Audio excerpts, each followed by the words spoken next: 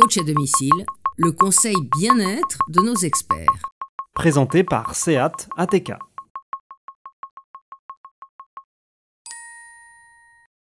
Bonjour, je suis Flore Crépin, coach de vie et coach en reconversion professionnelle. C'est la rentrée. Vous avez pris des bonnes résolutions? Ça tombe bien. Je vais vous parler de changement. Et pas n'importe lequel, de changement de comportement. Ce moment où l'on décide d'abandonner un comportement qu'on considère comme nocif, par exemple comme la cigarette. Alors en général, on détermine une date ou une période, que ça soit la rentrée, la nouvelle année, ou encore le fameux lundi, et on se lance, plein de bonne volonté, plein de motivation.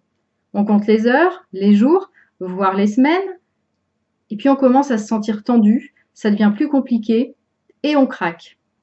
Et en général, à ce moment-là, on abandonne le projet pour quelque temps ou parfois pour toujours.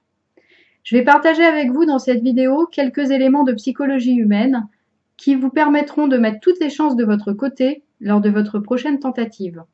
Alors tout d'abord, un processus de changement de comportement est un processus à long terme. Vous ne savez jamais combien de temps ça va vous prendre. Ensuite, il existe des tas de méthodes sur le marché. Il n'y a que vous, par expérience, qui puissiez déterminer quelles sont les méthodes qui fonctionnent pour vous. Ce qui a marché pour le voisin ne marchera pas obligatoirement pour vous. Enfin, et c'est très important, les phases de rechute font partie du chemin et elles n'ont pas toujours à voir avec votre volonté. Je m'explique. Chaque comportement répond à un besoin, que ce besoin soit conscient ou inconscient. Un besoin est toujours légitime. Que le comportement que nous adoptons pour répondre à un besoin soit nocif ne remet jamais en question la légitimité du besoin auquel vous tentez maladroitement de répondre. Les phases de rechute vont vous permettre, au fur et à mesure, de gagner en conscience sur le besoin auquel vous tentez de répondre.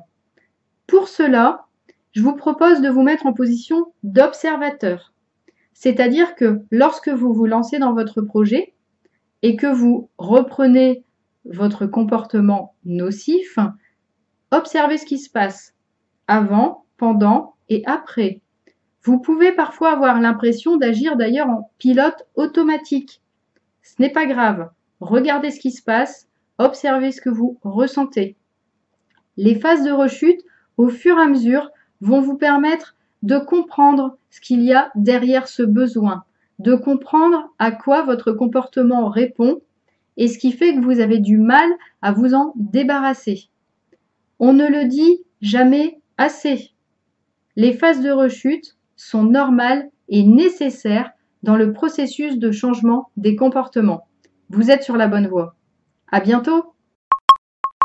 À bientôt sur le HuffPost.